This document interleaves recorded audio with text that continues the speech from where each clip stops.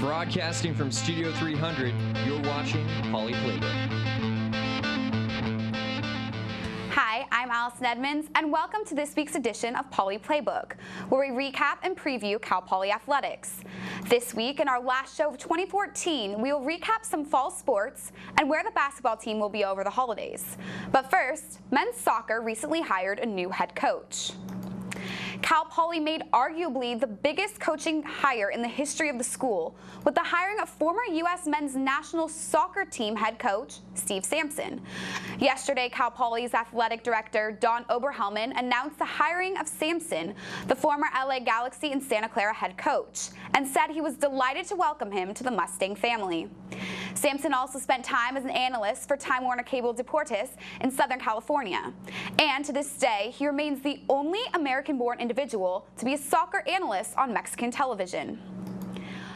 Over 11,000 fans came out to Alex G. Spanos Stadium for the Cal Poly men's soccer rivalry game against UC Santa Barbara this year. The game was a sellout for the fourth year in a row. Santa Barbara's Nick DuPois scored early, only 6 minutes into the first half, and again during the 21st minute. The Mustangs took more shots on goal in the second half, but could not score. The game ended 2-0 Santa Barbara. Obviously giving up a goal 5 minutes in is challenging, but really proud of the players' response in the second half. To outshoot them, to make the shot count basically even. The Mustangs finished this year in last place and will be starting next year with their new head coach, Steve Sampson. The Cal Poly logging team teaches students how to compete in timber sports. Multimedia journalist Sam Doty takes a look at this uncommon sport. I come from Indiana, out of stater, and I grew up doing stuff like this, using axes and chainsaws and stuff, but I never really heard of timber sports, and I saw it on TV, and then I saw it out here at the logging unit, and I was like, that looks awesome. Go. You get to be outdoors, it's amazing company, and it's physically challenging. I think that's definitely a big draw to the logging team. It's an unusual sport that not many people get to do. Burling is a competition where two competitors stand on a log that's about 12 feet long and about 16 inches in diameter. It's just fun. A lot of people, you look at it and it looks pretty easy. It's just a log in the water, but it takes a lot to balance on one.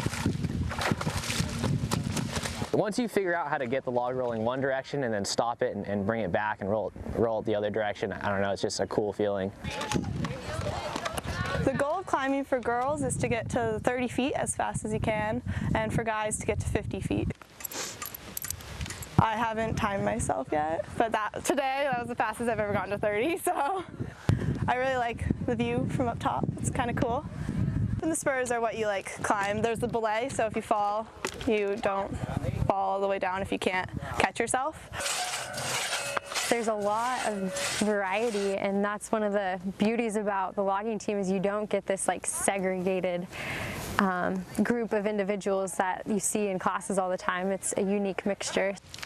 Every quarter you enroll in NR 290 is a class. It's 1 unit, credit, no credit, and all you have to do to get credit in the class is show up and pay your dues, which are $15 a quarter, and that covers everything.